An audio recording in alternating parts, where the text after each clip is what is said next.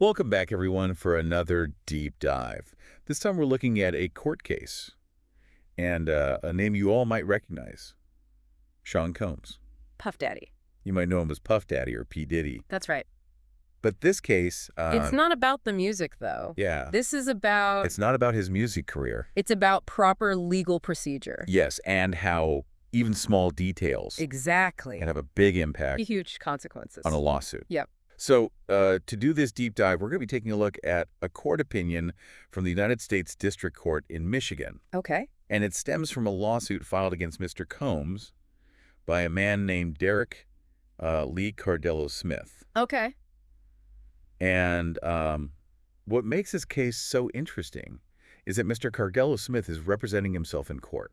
Yes, and that's called pro se representation. Right. And that adds a whole other layer of complexity. Right, because you're going up against To the case, exactly. seasoned legal professionals. We're going up against, you know, seasoned professionals. Who know what they're doing. Yeah, and you're sort of navigating this unfamiliar world without a map or a GPS. I love that analogy. Yeah. That's a great analogy. Yeah. So let's jump into this and sort of break down this legal maze, starting with the basics. Okay.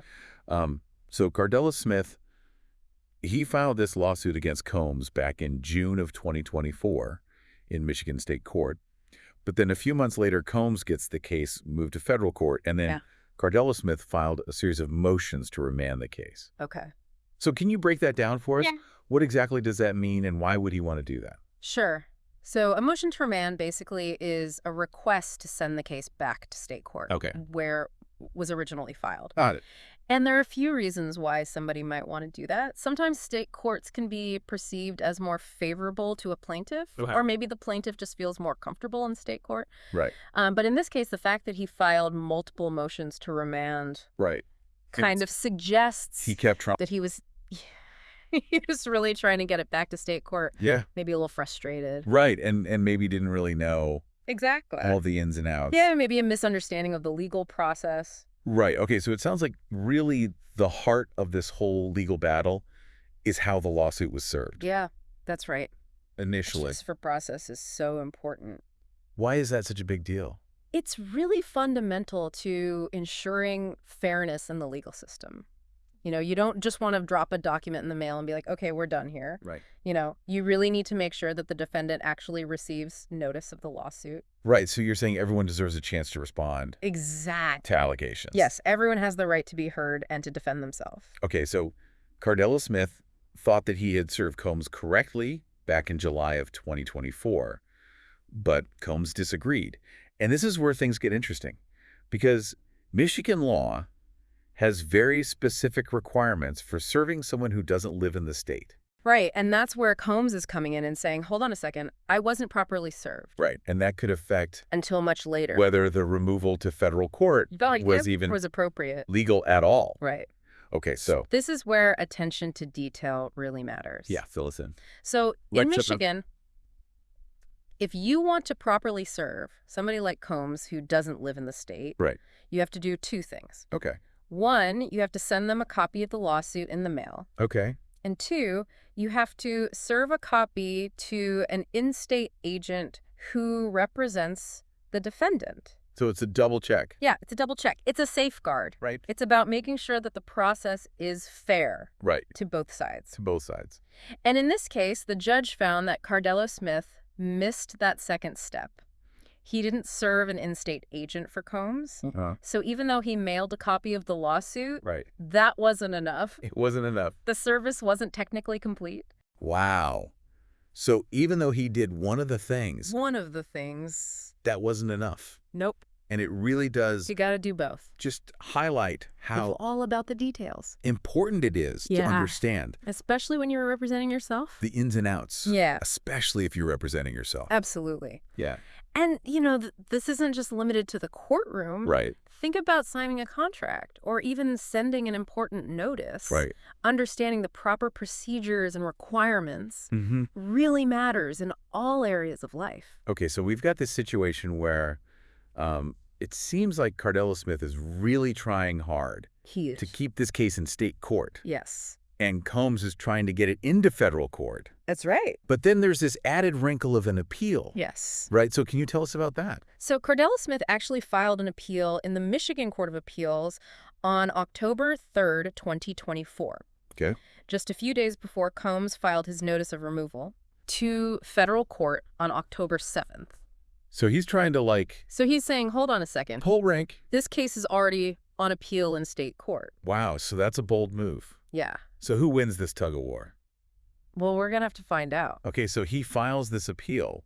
Cardello-Smith does, it seems like he's trying to keep the case in state court. He's saying this should stay in Michigan state's court. But then Combs files that removal to try to take it to federal court. Right. So what happened? So the judge actually sided with Combs. Oh, wow. On this one. Okay. Yeah, so Cardello-Smith's argument that the appeal... So the appeal wasn't enough. Yeah, it didn't quite hold up legally. Okay, so break that down for me. Why not? Well, the judge focused on a couple of key points. Okay. So first, a notice of removal, it becomes official when it's received by the federal court, Okay. not when it's initially filed. Got it. And Combs, he sent copies of the notice to both the federal court Okay. and to the Michigan Court of Appeals. So he's making sure. He's covering all his bases. Yeah. He's saying, look, I'm trying to remove this to federal court.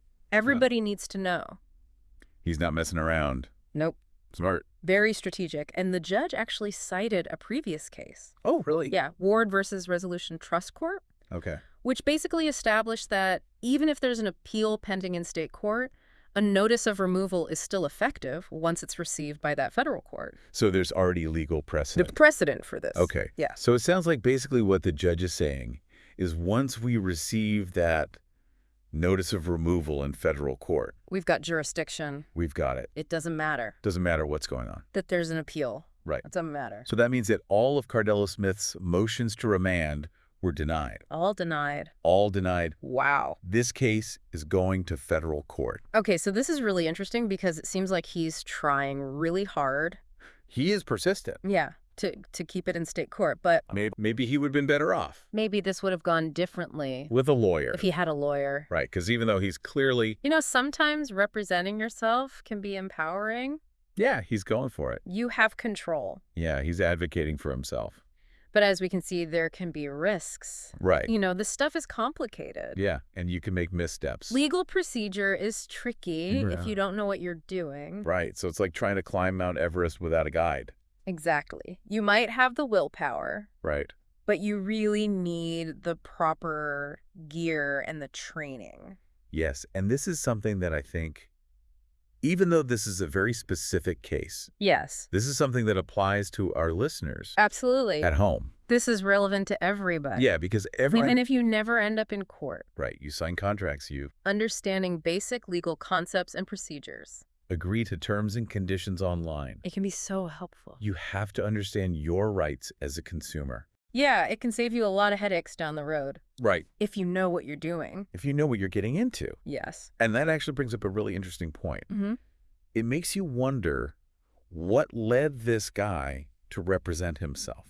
Right. Like, why is he doing this? Right. What's his... What's the backstory here? Yeah, and of course we can speculate, but It's a good reminder what this really that highlights that behind these cases is that there are real people there are human stories involved Yeah, and real situations that lead to this. exactly. Law is about people. Yeah. It's about resolving their disputes And even though the law is so complex and can seem very impersonal, and can be frustrating. this case really shows that It's designed it's designed to ensure that everyone has a chance to be heard. to be heard. That's powerful. It is.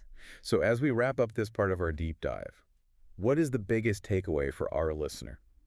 I think the main thing here is, you know, we see Cardello-Smith's persistence. Right. He wants to fight for what he believes in. Absolutely. And that's great. But at the same time, Yeah. we also see that without the proper expertise, Yeah, he keeps hitting these roadblocks. it can be really hard to navigate the legal system. Right. And it's not because he doesn't have the right Right. to, go after what he wants, Exactly. but he just doesn't know how. He's missing that key ingredient. Yeah. Yeah. So it's really about recognizing your own limitations Yeah, and knowing when to seek expert guidance. Yes. And being informed. Right. Understanding the The systems systems. that affect our lives. Yeah. Whether we like it or not. Yes. Okay. So as we move into the final part of our deep dive, Okay. I want you to think about this. So does this whole case, with all its twists and turns, make you think differently about, you know, how important it is to pay attention to the details? Oh, absolutely, especially in legal matters. Especially in legal matters. You know, one little misstep can have big consequences. Right. And even though... Like forgetting an ingredient in a recipe, Yeah. it might still look like a cake, but it's not going to taste right. Right. It's not going to come out. Yeah. Right. Exactly. And it really makes you realize that even though we might not all be lawyers, understanding at least basic legal concepts yeah. is so important for navigating everyday life. It's essential. You know, Like, think about right. signing a lease agreement. Agreeing to terms and conditions online? Understanding your rights as a consumer. Right. So for our listener out there who's thinking this is all very interesting, but I'm no lawyer, Right. what's one key takeaway?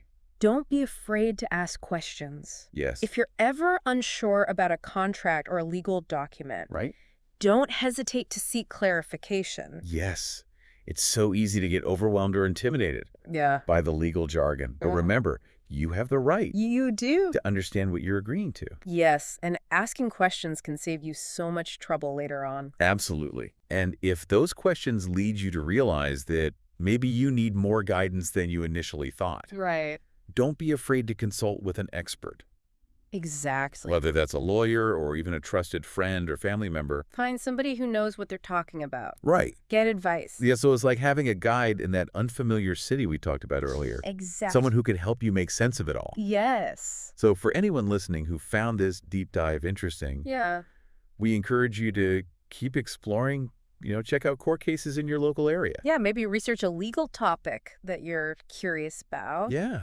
There's so much out there. And you might be surprised by what you discover. Yeah, you never know what you'll find. Exactly. It's fascinating. So we hope that you enjoy this deep dive into the world of legal procedure and how important it is to pay attention to those little details. Yes, attention to detail is key. Knowledge is power, and the more you know, Absolutely. the better equipped you are to navigate all of life's complexities. Couldn't agree more. Until next time.